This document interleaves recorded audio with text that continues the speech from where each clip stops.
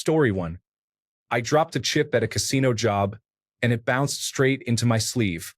I immediately dropped it back out, looked at the cameras, and pointed, so anyone who saw it would know I wasn't trying anything. Story 2. I took my friend's child and my children to the park. When I was trying to gather them to go back home, my friend's child kept yelling that I wasn't her dad and that she wasn't coming with me. Great times were had by all. Story 3. I once returned a lost wallet to the police, and they questioned me as if I had stolen it.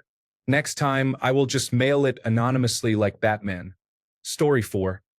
I once bought 12 gallons of bleach at the grocery store because all the sinks in my house suddenly smelled terrible. The checkout clerk, who was older, jokingly said he would call the police if he heard about any murders in town, but I could tell he was somewhat serious. The bleach did not work. My landlord refused to help, and I moved a few weeks later. Story 5. In 8th grade, I had a close friend who had a girlfriend camping in her backyard. Every second day, he would sneak out to her backyard to spend time with her. For fun, one night, another friend and I snuck out as well to throw small pebbles at their tent. We were hiding in the shadows next to the fence. About 30 minutes after we started this, police cars began patrolling the neighborhood. Something seemed off, so we decided to leave. We waited for the cars to pass, got up, and started walking out of the area. We had walked about 1 minute down the road when 2 officers approached us, asking why 2 14-year-olds were walking around in the middle of the night. It turned out there had been a home invasion a few blocks away, and we matched the general description of the suspects. Thankfully, the homeowner who saw the suspects was brought down, confirmed it wasn't us, and we were let go. Since the police didn't see us near the fence, my friend didn't get in trouble for his late-night visits all summer. Story 6. Leaving the college library at midnight after cramming for an exam, I took a familiar shortcut through a landscaped area that led back to the sidewalk.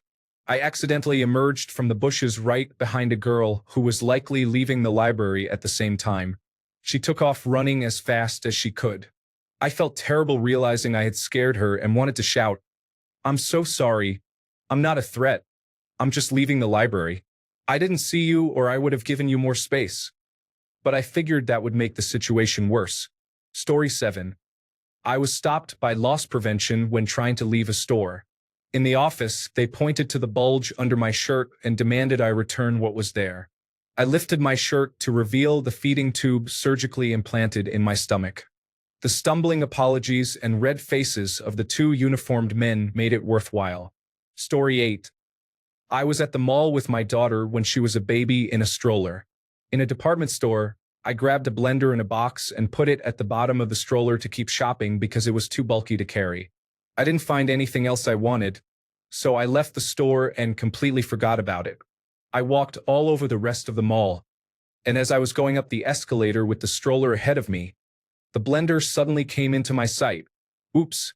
I went back into the store, told the cashier what happened, paid for it, and the look on her face was priceless. Story 9. I'm the kind of person who feels anxious when I enter a store and don't make a purchase. I feel guilty for not buying anything, worried that others might think I'm stealing. Story 10.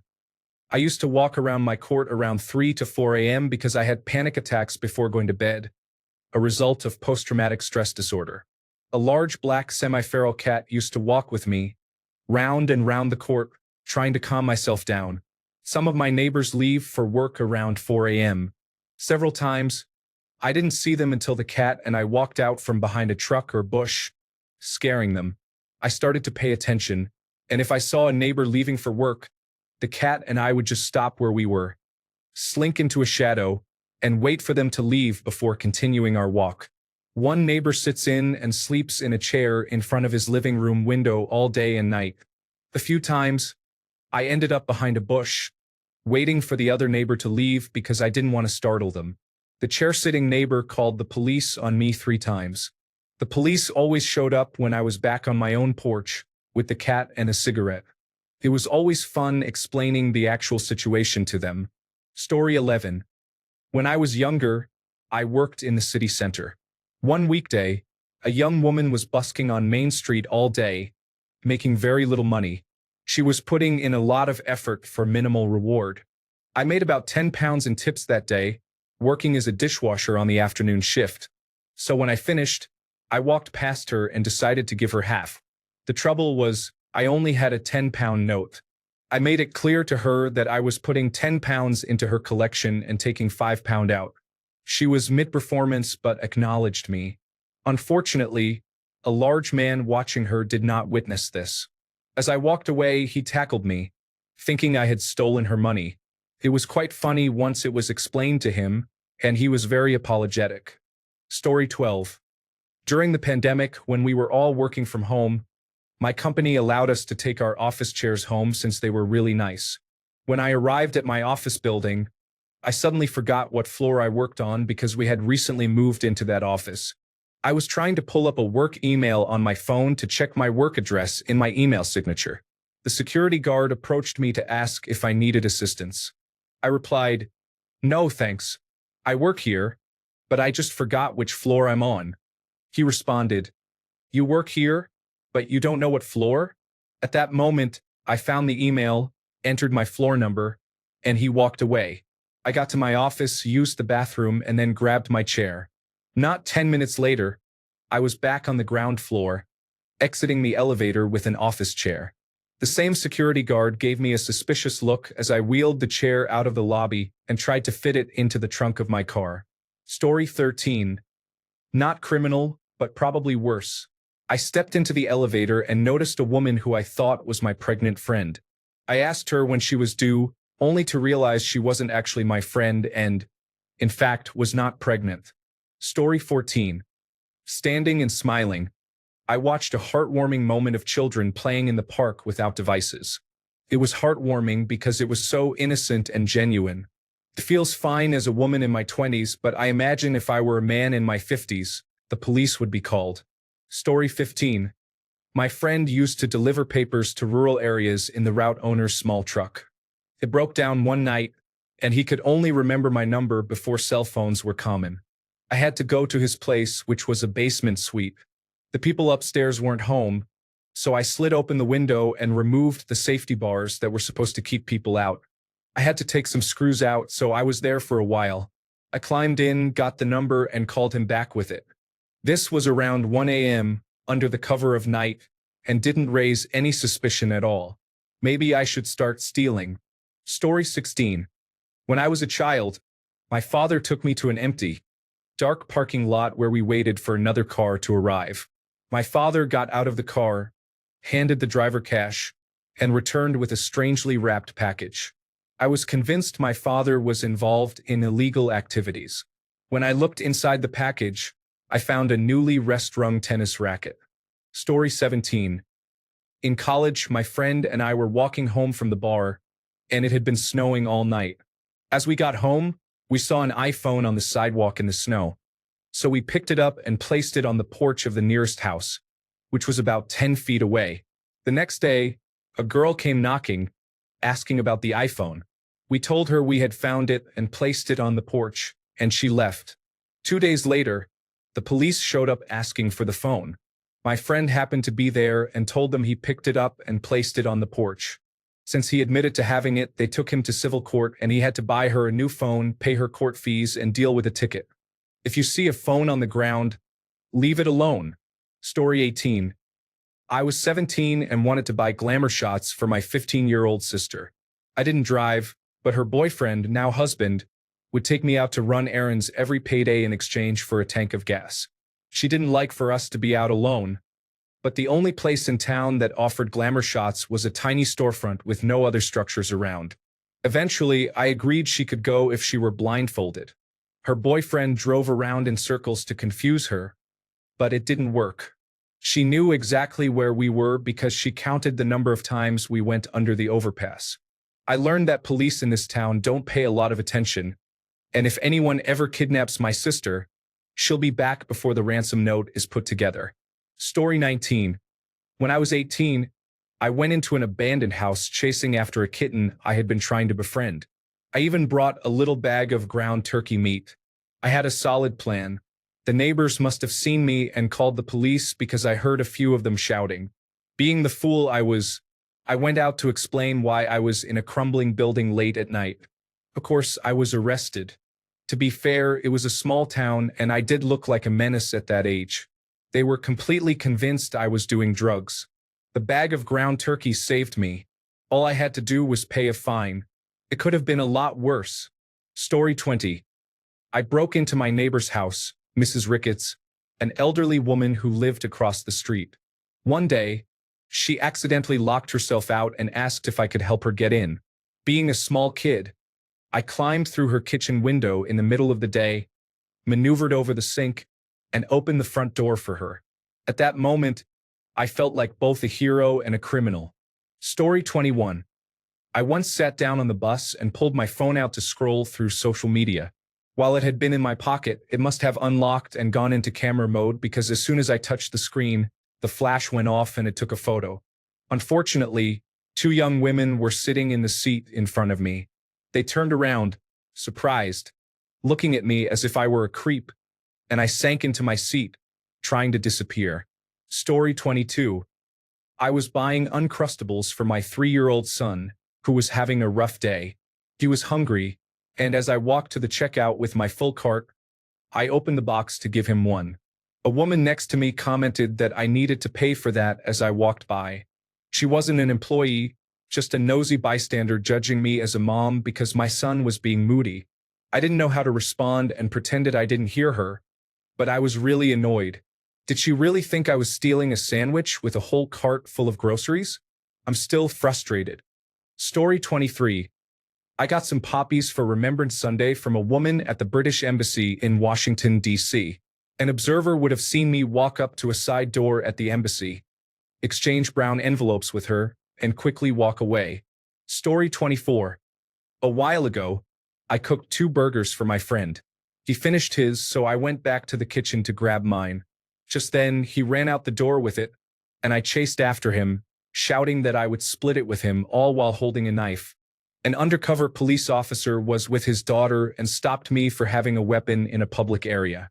In the end, no further action was taken, but the officers recording my interview at the station had to restart twice because they were laughing. Story 25.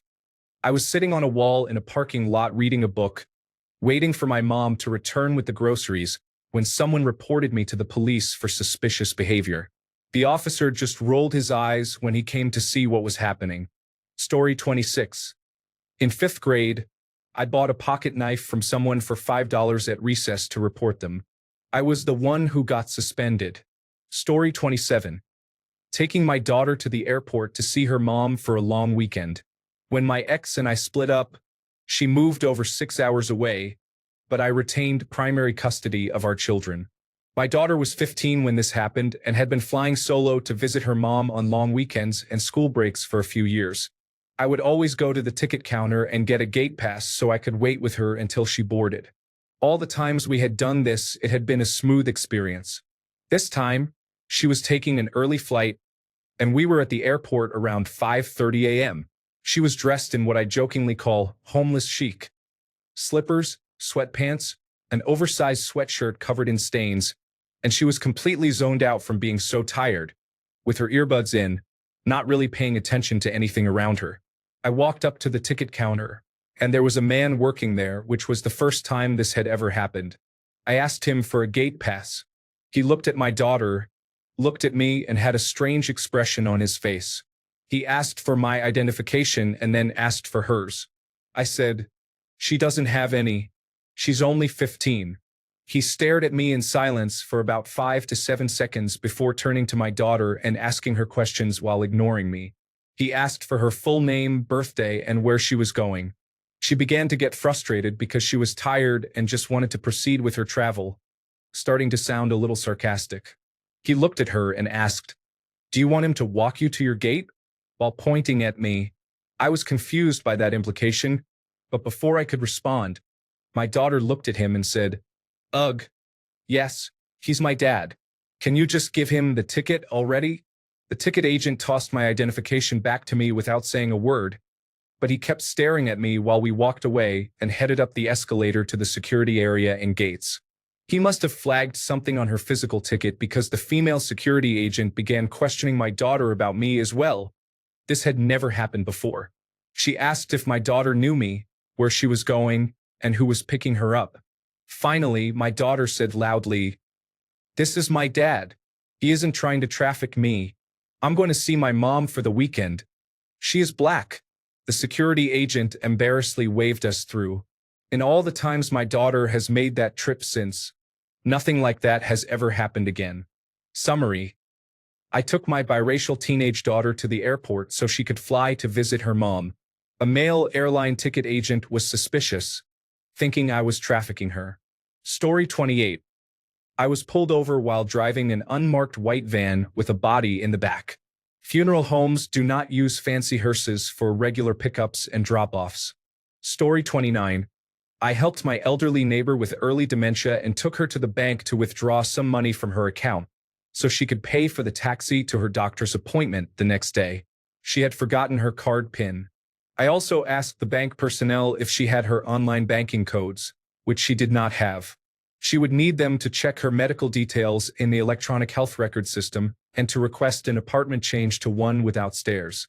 I felt like a thief trying to take advantage of older individuals. She does not have close relatives who could willingly assist her with errands. I have a registered nursing education, so I am accustomed to working with the elderly. Story 30. Buy an item from the store, then go back inside to purchase another item while carrying the bag in my hand. Story 31. I rewrote my father's will a couple of days before he died and included my brother again. My brother can be angry and physically aggressive, and I was exhausted from being my father's caregiver and did not want to deal with his behavior. This reduced my share of assets by half, resulting in an equal split. Story 32. My ex is disabled. He has what would be considered a hidden disability, but it is severe enough that he cannot work. He has a blue badge parking permit issued by the council. Almost every time he parks in a disabled space, he gets accosted and verbally abused by some ignorant member of the public acting as the disabled parking authority because he doesn't look disabled enough. He feels like he is committing a crime every time he uses the parking spaces he is entitled to, as someone always starts shouting at him like he is the worst person on earth. Story 33. I found a wallet and looked inside to see to whom it belonged. I was also blamed for a portable heater that went missing. Story 34. I was quietly playing Balatro on my phone during rush hour on a packed metro. At a particularly busy station, more passengers boarded, including a mother with her child strapped to her back. Everyone squeezed in, and the child ended up pressed against me. I tried to lean back as much as I could to avoid crushing him, all while holding my phone in an awkward position with one hand because I didn't want to stop playing. Every now and then, I'd make sure the child had enough space. At some point, the mother started giving me strange looks. Then she glanced at my phone and confronted me. She wanted to see what I was doing because, with the way I was awkwardly holding my phone and occasionally glancing at her child, she thought I was taking pictures of him, when in fact I was just losing at Balatro. Story 35. When I was in elementary school, I was playing with a kid on the playground and pretending to be Wolverine, using my middle fingers as claws. The kid I was playing with reported me, claiming I was flipping him off. Mind you, this was in second grade, so I was called into the office and told that using the middle finger is inappropriate. The whole situation was ridiculous. The fact that the kid knew what the middle finger meant at just 7 years old is a red flag. Story 36. I was cutting up yard waste. I cut 2 rounds off the end of a stick. They looked like those funny googly eyes people get. All of the women I know called me a pervert because they thought of breasts. Story 37. Pulling up to refuel in a car that isn't yours and realizing the fuel cap is on the other side always makes me feel like I stole the car. I know there's an arrow on most cars. However, it's not present on all cars, and sometimes you find yourself in a different car, and habits can be challenging. Story 38. One time when she visited, my mom packed a batch of tamales for me. I'm not sure why she thought packing them like bricks and covering them in foil would help them stay frozen, but they certainly looked suspicious. Story 39. I found hydrogen peroxide on clearance for $1 a bottle, so I went to buy 2 flats of them, totaling 24 bottles. I like bones, and it's a good way to clean them without damaging them. I also like plants, and it is effective for killing fungus gnat larvae that eat the roots, while also improving root growth by introducing extra oxygen. When I went to check out, the cashier acted strangely and said she needed to check something. She returned with security, who informed me that I couldn't leave the store until the police arrived because they suspected I was buying that much peroxide to make a bomb. It was a 3% solution with 97% water. I don't think you can do anything remotely dangerous with it aside from drinking it. It is not flammable. I managed to leave before any police showed up, but I didn't get my peroxide. That would have been a great deal. Story 40. I went to the corner shop for some spaghetti but didn't get a bag because I live across the road. However, they didn't have the cheese I wanted. There's another corner shop 2 doors down that I can check, but I didn't want them to know I was going to the other shop, so I hid the spaghetti up my sleeve. When I opened the door to go in, the spaghetti fell out. Story 41. On multiple occasions, I found a wallet and returned it, only to be treated as if I had stolen it first and then decided to return it. Now, when I see a wallet on the ground, I just keep walking. Story 42. Driving behind or in front of a police car makes me feel like I am being escorted to jail, even though I know I am not doing anything wrong. Story 43. This gigantic dog was so close to a little girl that I shooed it away and was prepared to protect her. The little girl, who was about 4, was not moving forward or backward. I asked her where she was going. Instantly, her mom arrived, and I felt embarrassed. Story 44. I volunteered with international students so they could talk with a native speaker. I invited a girl to meet me there. She came, and it was fun. I'm pretty silly. I leaned against her for about 5 seconds. I don't remember why, but it was in the middle of the group, so it was definitely not weird or romantic. She never responded to my texts again. I came across her about 6 months later with her friends and asked why she ignored me. She said it was because she thought I wanted to be with her. I surprisingly asked how she thought that, and she said it was because of the lean. I had been intentionally celibate for a decade at that point. Being with her never crossed my mind. A few years later, I decided to avoid dating entirely, and I haven't initiated touching a girl in about 7 years. I do respond to hugs when they offer them. Story 45. One time, a store I was going to had the front door blocked off for construction, so customers had to enter through a side door. I didn't find what I was looking for, so I left by the same side door. An employee followed me out and yelled to get my attention. I turned around, confused, then kept walking. It wasn't until later that I realized they were probably suspicious of me, especially since I had come straight from class and was carrying a backpack. Story 46. Someone typed in their address incorrectly and had an expensive cell phone mailed to our apartment. She called the police when the package wasn't on our porch, and my boyfriend, who was woken up after working nights, answered the door in a groggy state. The officers accused him outright of stealing the phone and later showed up at his workplace that night to harass him. They came to our apartment again and questioned us separately, shouting at him and claiming they knew he had it. I was getting frustrated and told them they might need to talk to his lawyer. After that, they left. It turned out our landlord had taken the package to the post office that morning. Story 47. My dog is a sit and stare sort of dog. Any movement within her line of sight makes her sit down until it either disappears or gets close enough to sniff. This means I'm often standing in random spots, usually just in front of a house's living room windows, waiting for her to decide to move. I feel like a creeper far too often. Shiba Inus are the worst. Story 48. When I was around 18, I had a high school friend who was schizophrenic. His parents kicked him out, and he lived on the streets, in shelters, or in hotel rooms that charities would rent for people in his situation. One night in a hotel room, he had a bad episode while another friend and I were visiting him. A neighbor called the police, and when they arrived, he charged at them unarmed but aggressive. Four officers shot him more than 60 times while my friend and I watched. We both ran and ran. I ran until I couldn't breathe, and I rolled my ankle so many times it didn't recover for almost a year. Story 49. I bought a container of whole nutmegs last Christmas. A friend also needed one, so I put one in a plastic bag and drove to her place. I had other errands to run and didn't have time to stop and visit, so I waited in the parking garage while she came down, rolled down the window, handed her the bag, and was about to roll up the window when I realized it looked like we had just done a drug deal.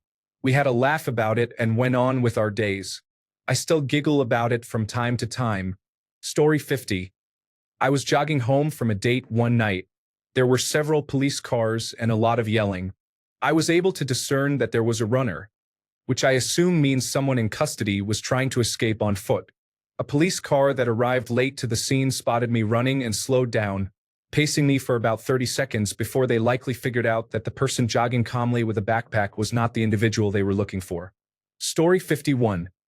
I won a stuffed animal at the county fair a few years ago. I was in my early 30s at the time. Without thinking much of it, I tried to give the stuffed animal to a little girl nearby. She was shy and hugged her mother's leg. When her mother saw what I was doing, she gave me a disgusted look, as if she thought I was trying to kidnap her child. Story 52. When I was 15, I started at an archery club, and I was the only non-white Middle Eastern person there. It was already awkward, and everyone was being really cautious around me. 2 to 3 weeks later, I was slowly getting along with the club when someone stole money from the safe in our equipment cupboard. It was hard not to feel that people were internally thinking it was me. Thankfully, I was there for many years, and they must have eventually realized I am not that kind of person. Story 53. Oh Jesus. Recently, I like to go for long walks, so I sometimes end up in another neighborhood. A lady who looked like she just got back from work dropped her AirPod case. I picked it up and didn't want to shout, so I started to walk quickly towards her. Bad move, especially as it was getting dark. I didn't know she noticed until I started to jog, and she took off, bags bumping. She stopped when I called her and held them up, then just laughed awkwardly. I really understood after that. Story 54. I bought bottles of Prime for a colleague's son.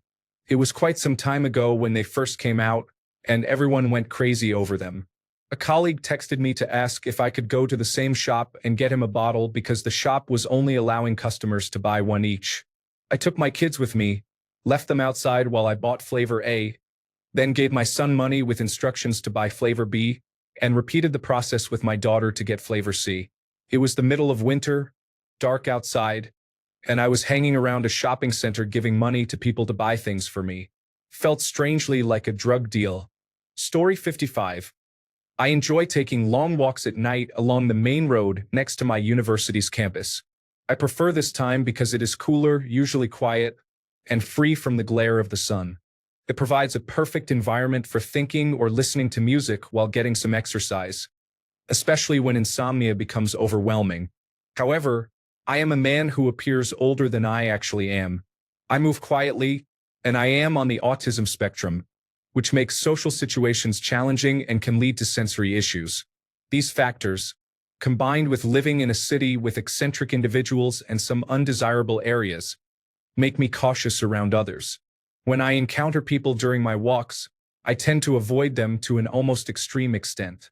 I am aware that I may have startled some individuals returning home late from social events or work. Story 56. I was in a grocery store near a shelf in the middle of the store. The shelf was full of glass cups, and one was precariously placed, yet still holding on. Suddenly, while I was near the shelf, but far enough away to not have caused anything, the glass cups next to the unstable ones fell and shattered.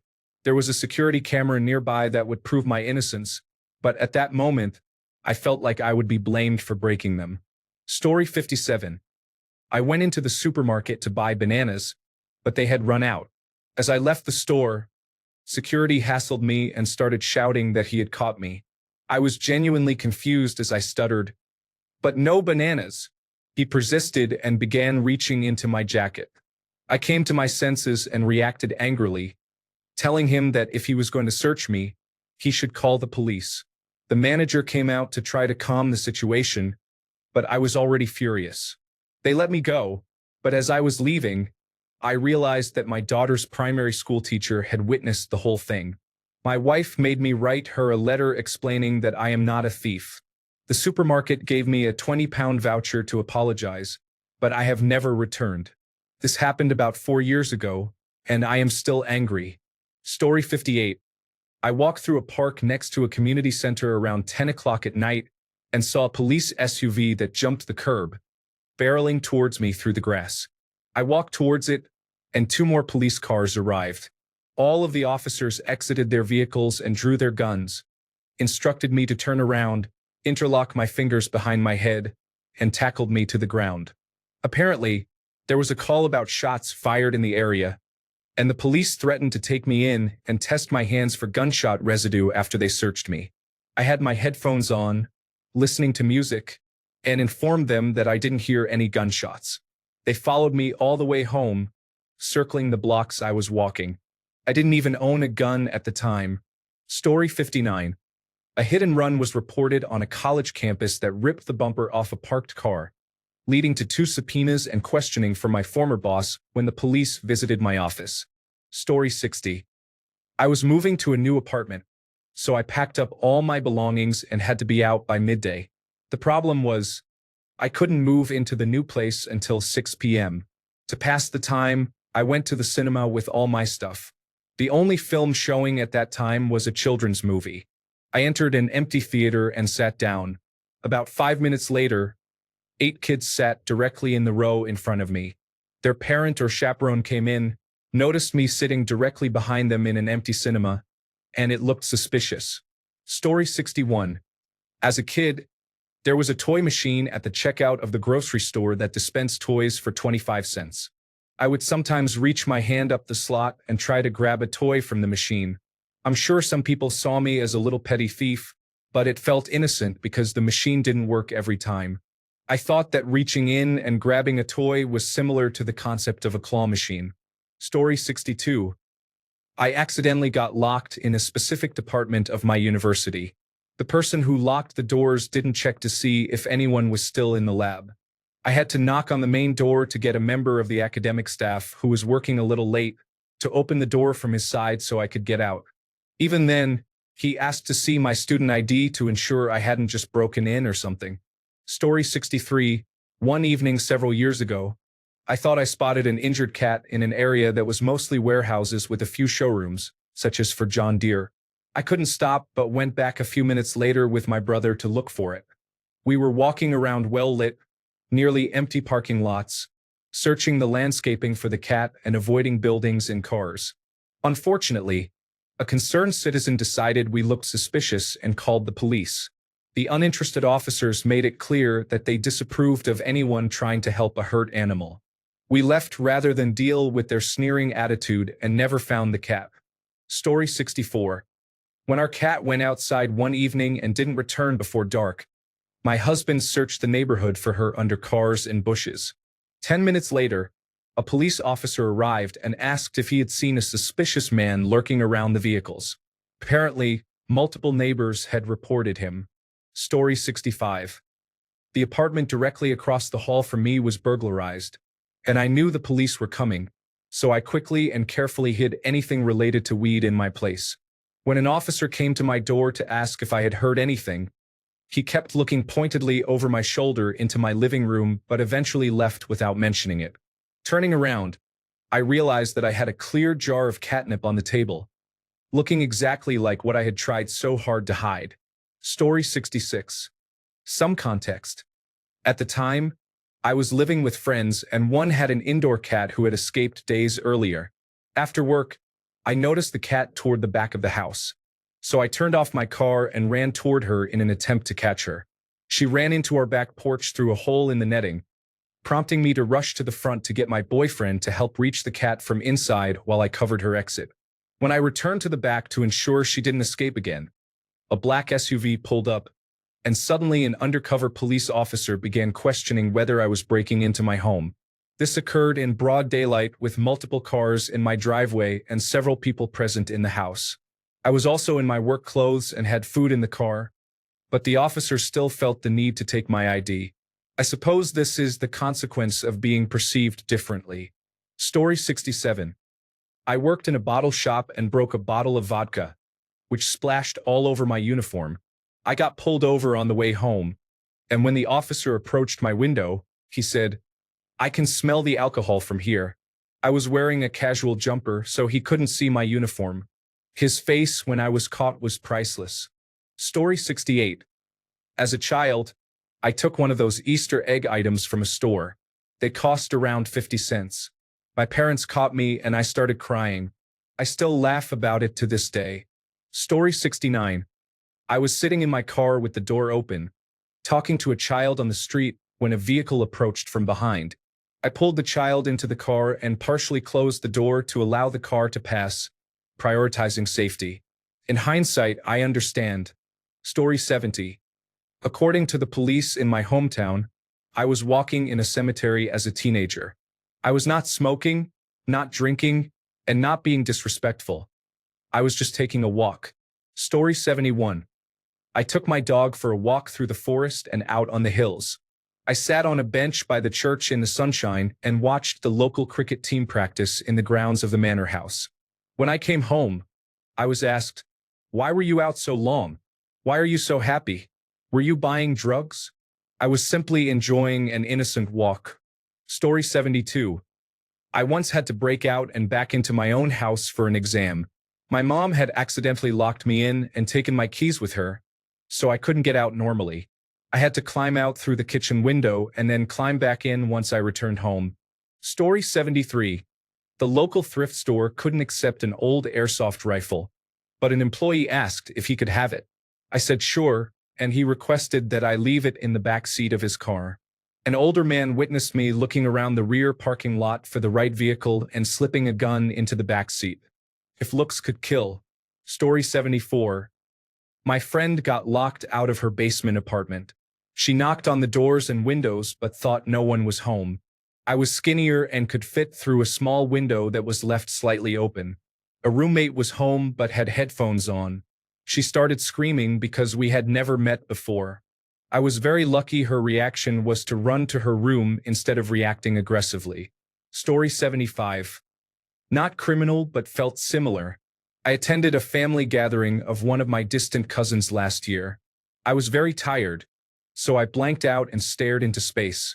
It happens to me unintentionally, and I often don't realize it until it clicks. Over time, I noticed that I was staring at my cousin's daughter's husband, and he was staring at me too. This happened 3 times that same day. Somehow, he ended up in my line of sight while I was staring into the void all 3 times. I felt such cringe in my soul. He probably thought I was hitting on him, but I'm not that type. Story 76. I helped my sister move apartments at 3 a.m. because that was when the truck was available. 2 neighbors called the police, thinking we were burglars. Story 77. Some individuals had damaged a church Easter display on a Friday night. Early Saturday morning, as I was on my way to catch the first train to work, I found it all in the street. I started putting it back where it belonged as a police car drove past. Story 78. Make a statement to the police about an event from decades ago and being unable to answer all their questions. Story 79. Not quite criminal, but I was playing with a notebook that had jelly beads on the front in a store because I was overwhelmed, and a staff member told another to watch me to ensure I didn't steal it because I looked suspicious. I was with my mom and younger brother. I was 18 at the time, and all I wore was a light blue hoodie with jeans. My brother heard and immediately brought me to meet up with our mom. I was so upset that someone thought I would steal when all I was doing was sorting the beads by color. I guess wearing a blue hoodie in a store while sorting colored beads makes you suspicious. My mom gave the manager a piece of her mind, and it was impressive. Story 80. Taking walks in the woods at night without a flashlight. Just enjoying the quiet and darkness. Story 81. I was making out with someone in a back corner when someone caught us and said, "Hey, what are you doing with her?" She started laughing, but it sounded more like she was distraught. She was laughing so hard that she couldn't get a word in. Before she could clear things up, I was already hitting the curb. Story 82. I broke into my own house after forgetting my key, and it was a few hours before anyone else got home. I went to the backyard and started to jimmy the window. It was one of those 2-slat crank windows, and if you wiggle them, you can usually open them. The glass ended up breaking, but that was okay because I could then climb in. The next day, I spent $4 at the hardware store to get a pane cut, and it was good to go. Locksmith services typically start at $40. Story 83. walk into a store and leave without buying anything. I always feel suspicious, as if I am about to encounter law enforcement who will insist on searching me.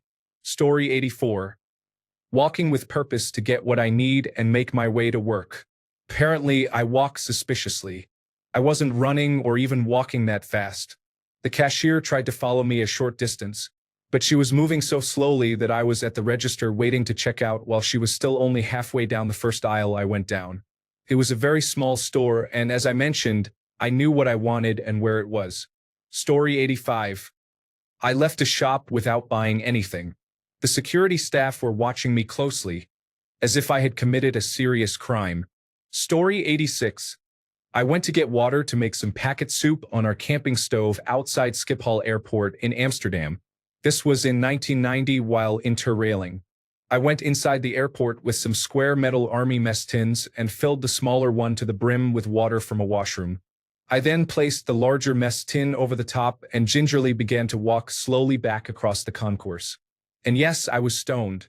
I got about halfway across before looking up and realizing people were evacuating the area and 2 police officers started shouting at me with their hands on their gun holsters. Not a good look. I put the mess tins down and raised my hands. They were not impressed and kicked me out. Still, we managed to make the soup. Story 87. Leaving a store empty-handed can be frustrating. If I can't find what I'm looking for, I prefer not to spend money unnecessarily. I often feel like security might stop me. Story 88. My family and I were staying in a hotel, and we were moved to a different room after the first night due to needing an extra bed. On the second day, I went to our new room and found someone else's luggage there. Moments later, the new occupants arrived, saw me in their room, and accused me of breaking in. Eventually, we spoke to the hotel staff and realized that our room had been changed again. It's amusing to think about it now, but at the time I felt incredibly guilty. Story 89. I was picking up my little sister from elementary school and forgot my identification. The office staff became anxious when I said I was there for Sarah and called security. I had to wait 45 minutes for my mom to verify that I was actually her daughter and not a random kidnapper. Story 90. My cat escaped when I lived in a townhouse complex some years ago. There was a shared backyard area. Searching for my lost cat in this area led to the police being called on me by a neighbor who did not realize I lived there. Story 91. I missed a bus once and was running home from work. It was about a 6-kilometer run. I was pulled over by the police and searched because they questioned why I was running with a backpack on. Story 92.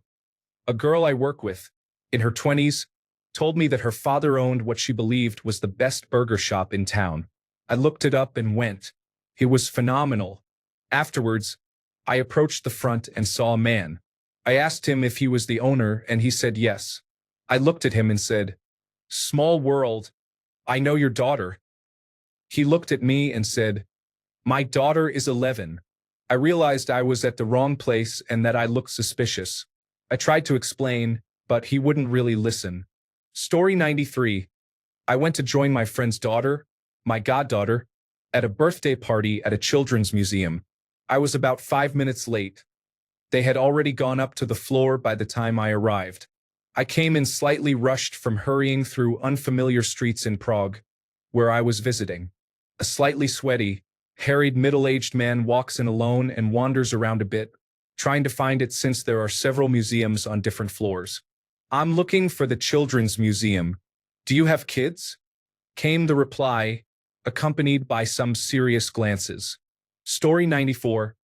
I had a rural veterinarian who performed at-home checkups for my elderly dog, which was convenient since her hips made it difficult for her to get into a car.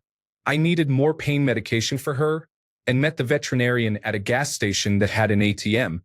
I went in, took out cash, went to the veterinarian's truck, and handed him the money. He then handed me a sandwich bag of pills. I only realized how suspicious that could look afterward. Story 95. Not me, but my grandfather. He was waiting in his car and reading a book outside a prison. The guards noticed him and asked what he was doing. He said he was waiting for his wife to get out. The guards checked and saw that no one was being released that day. They asked him to clarify. His wife was visiting the prison to teach Bible study. It was a program offered by her church. Story 96. I once locked myself out of my first-floor apartment, and my landlords were out of the country. We had a window-mounted air conditioner that we never secured in a window about 4.5 feet off the ground. My boyfriend and I managed to wiggle the window open and remove the air conditioner while it was plugged in. This meant that he had to hold the unit in the air while I hoisted myself into the window and, therefore, into the apartment. While this was happening, our neighbors came home and gave us a blue bin to make it easier for me to get in. It turned into a neighborhood event that day. Story 97. I lost my house key and had to climb through my own window in broad daylight. My kind elderly neighbor called the police on me. Story 98. I bought a nice cake for a friend's birthday, and they seemed anxious about joining me for a house party I was throwing for them. I was trying to support them through a difficult time, and I thought it would be okay to send them a cute picture of the cake to encourage them to come. They misunderstood and said I was guilt-tripping them into attending the party, which they eventually did, only to get very drunk and leave for an after-party that I didn't go to.